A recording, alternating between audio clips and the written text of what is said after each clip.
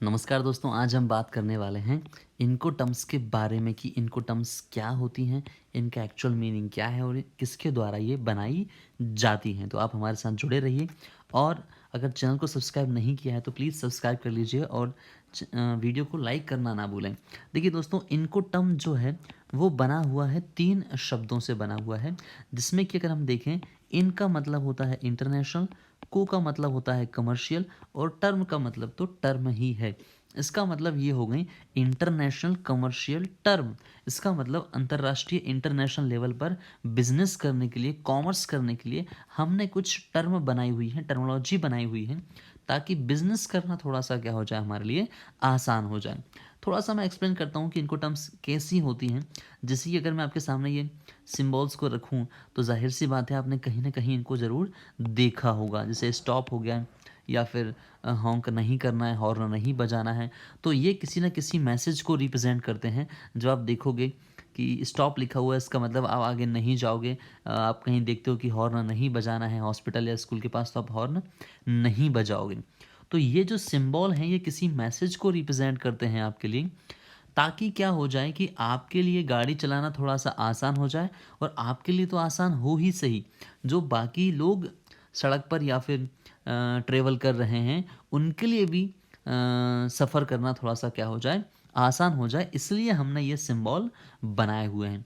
Same वैसे ही जो इनकोटर्म है, इंटरनेशनल कमर्शियल टर्म है, ये भी इसलिए बनाई गई हैं ताकि बिज़नेस करना थोड़ा-सा हमारे लिए क्या हो जाए, ईज़ी हो जाए। और बिज़नेस में भी मेन मैं कहूँगा क्या, ट्रांसपोर्टेशन हमारे लिए थोड़ा-सा क्या हो जाए, ईज़ी हो जाए हमारे लिए। अ, तो अब चलते हैं हम दोस्तों आगे कि इनकोटर्म के बारे में और हम बात करते हैं कि जो इनकोटर्म है दोस्तों, वो केवल महज़ 11 ही हैं। ट्रैफ़िक सिग्नल में जो सिंबल्स होते हैं वो तो ढेरों हैं, परंतु इनकोटर्म्स में जो टर्म्स हैं वो केवल 11 ही टर्म्स बनाई गई हैं। और टर्म की एक और ख़ास बात है दोस्तों कि यहाँ पर कोई सिंबल इस्तेमाल नहीं होता है, यहाँ पर इस्तेमाल होते हैं लेटर। और वो भी कितने लेटर इस्तेमाल होते हैं, 3 लेटर इस्तेमाल होते हैं। जैसे कि अगर आपने कभी ई कॉमर्स वेबसाइट से अगर आपने कुछ कैश ऑन डिलीवरी किया होगा, तो आपने अपने पैकेट के ऊपर जहाँ पर की जो स्लिप चिपकी रहती है, बिल लगा रहता है, उसके ऊपर आपने सीओडी लिखा हुआ देखा होगा अगर आपने कैश ऑन डिलीवरी मंगाया है तो। तो ये सीओडी लिखना क्या दर्शाता है? ये दर्शाता है कि जो भी डिलीवरी बॉय आपको वो सामान डिलीवर करेगा, उसके लिए ये एक मैसेज है that you have to collect the money from the buyer. इस व्यक्ति ने भी पैसा नहीं दिया है, आपको पैसा कलेक्ट करना है। इस इस 3 लेटर का ये मतलब होता है। तो एक तरीके से वैसे अंतर्राष्ट्रीय इंटरनेशनल बिजनेस में ये कोई इनकोटर्म नहीं है, परंतु हाँ, मैं इसका एग्जांपल ले रहा हूँ क्योंकि ये लेटर से बनी हुई है। केवल यहाँ पर लेटर हैं, कोई सिंबल नहीं है, कोई गिनती नहीं है यहाँ पर। और 3 लेटर से ही आपके जो इनकोटर्म्स हैं वो बनती हैं। और टोटल कितनी मैंने बता दिया आपको, 11 ही इनकोटर्म आपको देखने को मिलती हैं। साथ ही साथ देखिए दोस्तों कि ये इनकोटर्म जो है वो क्या और बताती हैं आपको, क्या डिस्क्राइब करती हैं। तो हमने यहाँ पर लिखा हुआ है ऑब्लिगेशन, रिस्क और कॉस्ट। इसको भी समझाने के लिए मैं छोटा सा एग्जांपल आपके सामने लेना चाहूँगा।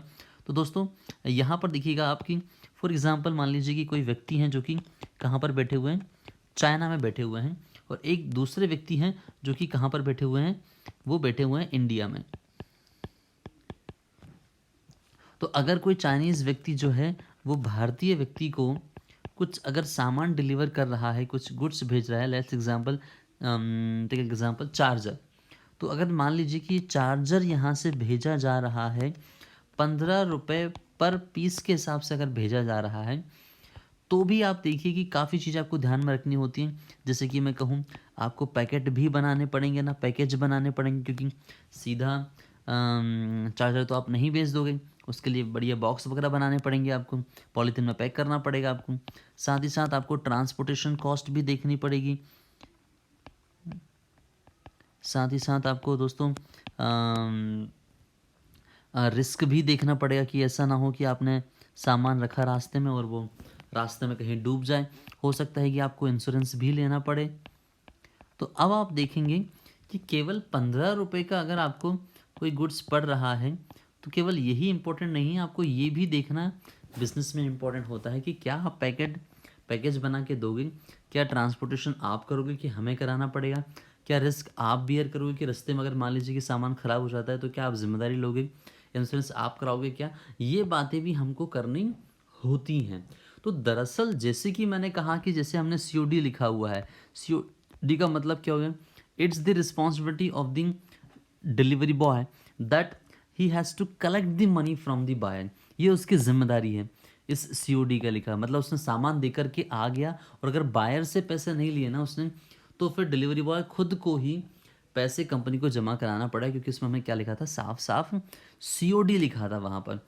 तो वैसे ही ये जो टर्म है, इनको टर्म है, ये भी हमारी ऑब्लिगेशन, जिम्मेदारी, रिस्क किसकी है, कॉस्ट किसकी है, कौन इसको बियर करेगा, ये बातें बताई जाती हैं इनको टर्म्स के द्वारा। अब अगर मैं समझाऊं कि एक्चुअल जो इनको टर्म्स वो कैसी हैं, कौन कौन सी हैं, तो ये रही आपके सामने एक्चुअल इनको टर्म्स दोस्तों। तो आप देखिए ज़रा कि इनको टर्म्स जो बनी हुई हैं। अच्छा एक बात और बता दूं मैं कि जो इनको टर्म्स हैं वो समय समय पर अपडेट भी की जाती हैं। तो अभी ये 2020 की इनको टर्म्स हैं, इससे पहले 2010 में आई थी, उससे पहले सन 2000 में आई थी, और उससे पहले फिर आ चुकी हैं। तो अभी जो लेटेस्ट वाली इनको टर्म्स हैं वो ये हैं। अब समझते हैं दोस्तों। देखिए जैसा कि मैंने कहा कि 3 लेटर से बनी होती हैं, तो देखिए जितनी भी इनको टर्म्स दिख रही हैं यहाँ पर आपको, वो सभी के सभी 3 लेटर से बनी हुई आपको दिखेंगी। अब ये किस मैसेज को रिप्रेजेंट करती हैं वो हम देखेंगे यहाँ पर। देखिए ज़रा, उससे पहले एक बात और समझा दूँ मैं कि देखिए ये है सेलर का वेयरहाउस, और ये है बायर का वेयरहाउस, और ये है पूरा ट्रांसपोर्टेशन का रास्ता या फिर ट्रांसपोर्टेशन बीच का। अब देखिए अगर किसी कंटेनर पर EXW लिखा हुआ है, एक्स वर्क लिखा हुआ है, तो ये इनको टर्म्स क्या रिप्रेजेंट करती है, ये सिंबल क्या रिप्रेजेंट करता है। देखिए इसका मतलब ये हो जाता है दोस्तों, ये तीनों येलो, सॉरी ब्लू, येलो और जो केसरिया रंग है ये यहीं तक रखे हुए हैं। इसका मतलब देखिए हमको समझना पड़ेगा कि ये ब्लू बोले तो कॉस्ट, येलो बोले तो रिस्क, और केसरिया बोले तो इंश्योरेंस।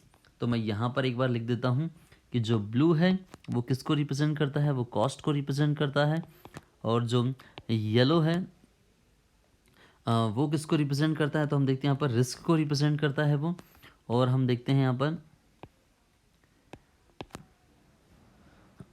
केसरिया जो रंग है वो रिप्रेजेंट करता है इंश्योरेंस को। तो अब अगर अपन देखते हैं तो देखिए सिंबल में आप आराम से इमेज से समझ रहे हैं यहाँ पर कि ये तीनों जो हैं ब्लू, येलो और केसरिया जो है वो यहीं तक हैं रंग। इसका मतलब क्या हो गया दोस्तों कि अगर कहीं पर EXW लिखा हुआ है तो इसका मतलब क्या हो जाएगा कि कॉस्ट, रिस्क और इंश्योरेंस सेलर केवल खुद के घर तक बियर करेगा। ये जो हैं इसके बाद के मतलब ट्रांसपोर्टेशन के जो हैं पूरे के पूरे उसके घर तक पहुंचने के, ये सब किसको बियर करना पड़ेगा, देखिए लिखा हुआ है बाकायदा बायर को बियर करना पड़ेगा। अब अगर कहीं पर लिखा हुआ है FCA, तो इस इनको टर्म्स का मतलब क्या होता है, फ्री कैरियर। इसका मतलब ये है कि ये जो है अपने गोदाम से थोड़ा सा आगे बढ़ रहा है और ये जो है कंटेनर में रखवा देगा। इसका मतलब ये हो गया कि टर्मिनल तक पहुंचाने तक का जो है खर्चा वो सेलर बियर कर लेगा। बाद का जो भी कुछ है वो किसको बियर करना पड़ेगा, बायर को बियर करना पड़ेगा। वैसे ही अगर CPT कहीं लिखा हुआ है तो इसका मतलब क्या है दोस्तों, देखिए अब आप समझ चुके हैं, अब आप खुद भी इसको अंडरस्टैंड कर सकते हैं कि अगर मान लीजिए कहीं CPT लिखा हुआ है, इसका मतलब ब्लू किसको रिप्रेजेंट करता है आपको पता है, कॉस्ट को। इसका मतलब ये हो गया दोस्तों कि जो ट्रांसपोर्टेशन कॉस्ट है कहाँ तक की, बायर के टर्मिनल तक पहुंचाने तक की कॉस्ट है वो सेलर बियर कर लेगा। पर जो येलो और केसरिया जो हैं रिस्क और इंश्योरेंस है वो केवल खुद के द्वारा टर्मिनल तक पहुंचाने तक का ही वो बियर करेगा। ये रिप्रेजेंट करता है कौन, CPT। वहाँ पर CIP अगर हम समझें तो CIP का मतलब क्या होता है, देखिए दोस्तों कि ब्लू और केसरिया बोले तो कॉस्ट और इंश्योरेंस सेलर यहाँ तक बियर कर लेगा और जो रिस्क है वो यहीं तक बियर कर रहा है। बाकी का जो ब्लैक एंड वाइट दिख रहा है वो बायर की जिम्मेदारी है। डीपीओ अगर कहीं लिखा हुआ है तो उसका मतलब क्या हो जाएगा, यहाँ तक तीनों चीज़ें क्या क्या, कॉस्ट, रिस्क और इंश्योरेंस, यहाँ तक जो हैं टर्मिनल तक पहुँचाने की जिम्मेदारी वो रख लेंगे, बायर के टर्मिनल तक पहुँचाने की जिम्मेदारी उनकी है। फिर बाद में बायर को समझना पड़ेगा। अगर कहीं पर डीएपी लिखा हुआ है इसका मतलब क्या हो गया दोस्तों कि सब कुछ किसको बियर करना पड़ेगा, सेलर को ही बियर करना पड़ेगा। वैसे ही डीडीपी अगर आप देखेंगे तो आपको बायर तक पहुंचाना पड़ेगा। और अगर आप देखते हैं एफएसएस देखते हैं तो अब आप समझ चुके होंगे कि कलर के माध्यम से आप चीज़ों को अंडरस्टैंड कर सकते हैं कि कौन सा कलर किसको रिप्रेजेंट कर रहा है और कौन बियर करेगा, सेलर बियर करेगा कि वो बायर बियर करेगा। अच्छा, एक बात और आपको यहाँ पर देखने वाली बात है कि जो इनको टर्म्स हैं, अच्छा जैसे कि मैंने कहा कि ये 3 शब्दों से मिलकर के बनी हुई हैं। जैसे कि मैंने कहा कि ये कॉस्ट, ऑब्लिगेशंस और रिस्क को रिप्रेजेंट करती हैं, वैसे ही आपको समझना पड़ेगा दोस्तों कि जैसे मैंने बताया था आपको कि ये 3 अक्षरों से मिलकर के बनी हुई हैं और ये 11 हैं। आप देख लीजिए 1 2 3 4 5 6 7 8 9 10 और 11, 11 टर्म्स हैं। 3 लेटर से ये मिलकर के बनी हुई हैं। एक बात जो गौर करने वाली है वो ये कि इस कलर को देखिए, यहाँ से यहाँ ये डिफरेंट कलर में है और यहाँ से यहाँ ये डिफरेंट कलर में है। तो इसका क्या मतलब हुआ दोस्तों, तो इसका मतलब ये हुआ दोस्तों कि ये जो कलर रिप्रेजेंट कर रहा है वो ये कह रहा है कि all modes of the transport, ये सभी मोड्स ऑफ द ट्रांसपोर्ट के लिए है, परंतु जो स्काई ब्लू में दिए हुए हैं ये केवल और केवल सी एंड इनलैंड वाटरवेज जो होते हैं, मतलब जो पानी के रास्ते से सफ़र होता है, ट्रांसपोर्टेशन होता है, ये इनको टर्म्स जो हैं पानी के रास्ते में ही उपयोग की जाती हैं। तो ये था दोस्तों इनको टर्म्स के बारे में थोड़ी सी जानकारी, और हम थोड़ा सा और समझ लेते हैं कि इन इनको टर्म्स को किसके द्वारा दिया गया है। तो मैं आपको बता दूं कि ये इनको टर्म्स दी गई हैं इंटरनेशनल चैम्बर ऑफ कॉमर्स के द्वारा। अब आपको समझ में आया लगेगा कि सर ये क्या है, तो मैं बता दूं आपको कि ये एक ऐसा संस्थान है दोस्तों जो कि 45 मिलियन, ध्यान से सुनिएगा मैंने मिलियन बोला है, 45 मिलियन जो है वो कंपनी को रिप्रेजेंट करता है। सर इसका मतलब क्या हुआ, जैसे मैं कहूँ दोस्तों कि आपने अपने आसपास कहीं पर किराना व्यापारी संघ या पर दुग्ध व्यापारी संघ, सराफा व्यापारी संघ आपने देखा होगा। वैसे अब सराफा व्यापारी संघ की हम बात करें तो वो क्या करते हैं, वो एक संघ बना लेते हैं। क्यों बनाते हैं, क्योंकि अगर मान लीजिए सराफा बाज़ार में अगर कोई इशू होता है, रोड ख़राब हो जाती है या फिर सरकार कभी दुकानें हटाती है, सरकार कभी कर वसूलती है, तो हम संगठित होकर के हमारी बात लोगों के सामने रख सकें, इसलिए हम संघ बना लेते हैं। तो ये भी एक प्रकार का संघ है जो कि मोर देन 45 मिलियन कंपनीज को क्या करता है, रिप्रेजेंट करता है दोस्तों ये। तो इन्हीं के द्वारा जो हैं ये इनको टर्म्स बनाई गई हैं। अब ईयर याद रख लीजिए, ये बनाई गई थी 1936 में। पहली दफ़ा जो फर्स्ट इनको टर्म्स बनाई गई थी वो कब बनाई गई थी, 1936 में बनाई गई थी। हालांकि ये जो इंटरनेशनल चैम्बर ऑफ कॉमर्स संस्थान है ये 1919 में बन गया था। तो दोस्तों ये था इनको टर्म्स के बारे में जानकारी।